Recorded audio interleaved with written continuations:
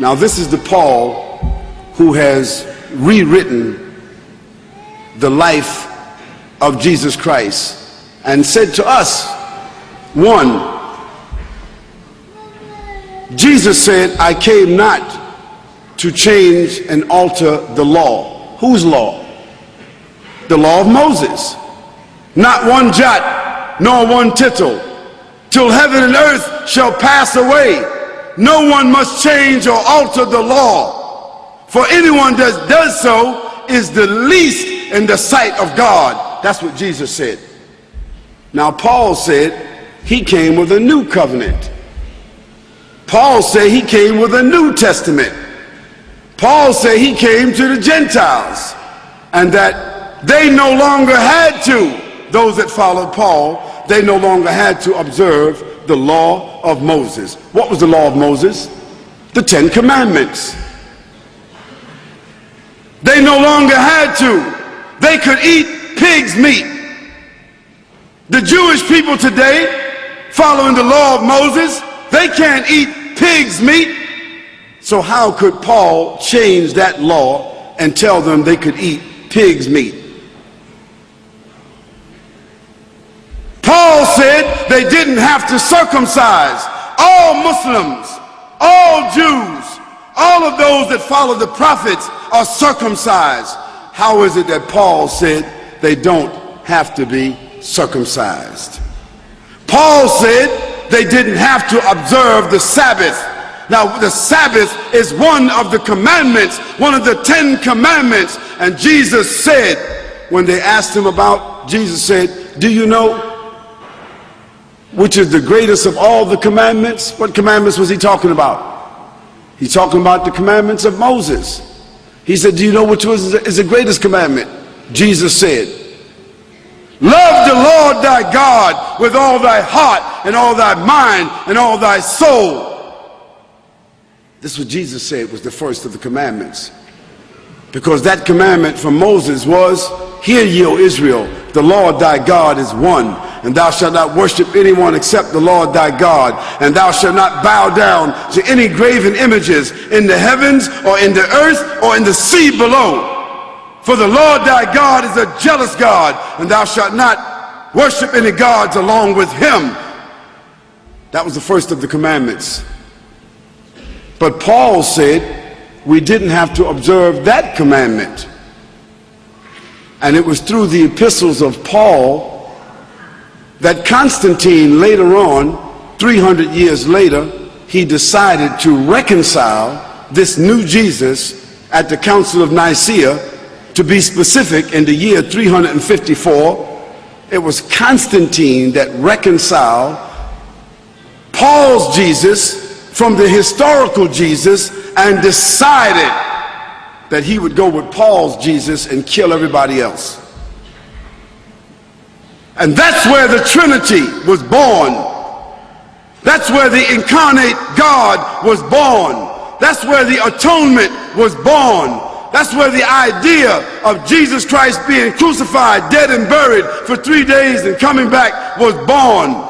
This is where the idea of Jesus being God was born, because Constantine accepted that idea. Because Constantine had already deified his father as Sol Invictus. And that's how December the 25th became the birthday of Jesus, although Jesus could not have been born December 25th, because that would have been the winter in Lebanon. And anyone here that is from Lebanon will tell you September the 25th is probably snow in the ground. So why would they have a baby in the manger when there's snow on the ground? But that was the date of the Sol Invictus. And that's when they changed the Sabbath from Saturday, from Yom al-Sabt. Yom al-Sabt, all the Arabs in this room know Yom al-Sabt, the Sabbath is Saturday.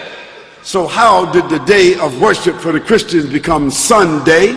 because that was the day of the worshiping of the sun, and that's the day that Constantine worshiped, and that's where they took the name of Jesus and changed the Sabbath and made it into Sunday and Moon Day, Monday, and Tuesday, Tur, another god, and Wednesday, another god, and Four's Day, another god, and Friar's Day, another god. All gods of the Romans and the Greeks.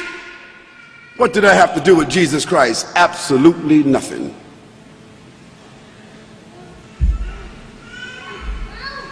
So a new covenant was born through Paul and the collaboration and the official documentation of Constantine, who then assigned an official bishop of Rome. That bishop of Rome became the official pontiff of the Catholic Church. And so today, that's why the Pope is called the pontiff. He's called the shadow of God on earth. Whose shadow? Whose God? The God of Paul, the God of Constantine. Certainly not the God of Jesus. Now Paul, through his writings, set up a nefarious situation that virtually stamped out, wiped out, imprisoned, tortured, killed, eliminated all of the Unitarians, because those that followed Jesus Christ were called Unitarians. That means they were subscribing to one God. And what happened to the Unitarians? They were thrown to the lions. They were thrown to the lions until they were gradually eliminated. Then Constantine made Christianity the official religion. Why? Because he made a distinction between the Nazarenes and the Christians. If you were Christian, you were cool. If you were Christian, you were official. If you were Christian, you could be assimilated. If you were Christian, you were Constantized. If you were acceptable, if you embraced the Pauline doctrine, then you became a Christian.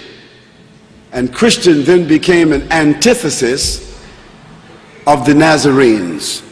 It also became an antithesis of the life and the message of the historical Jesus. This new evolution, this new faith system, officially adopted by Constantine, the Roman emperor, the establishment of the Church of Rome, and the subsequent Christology that has developed. I said Christology. Now, what is Christology? Christology is the scientific, systematic dramatization and mythological replacement of the historical Jesus. That's what Christology is.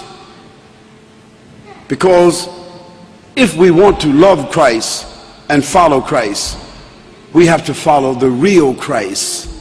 We have to follow, find, and subscribe to the historical Christ. The issue is, who is willing to follow the historical Christ? And even after you receive the information, some of you are angry right now. If you had some rocks, you'd probably stone me right now. Some of you might want to invite me outside to beat me up. You might want to stand up where you are and just say, you're a liar. I don't care what you say. Jesus is God. And you're going to continue saying that because change is difficult.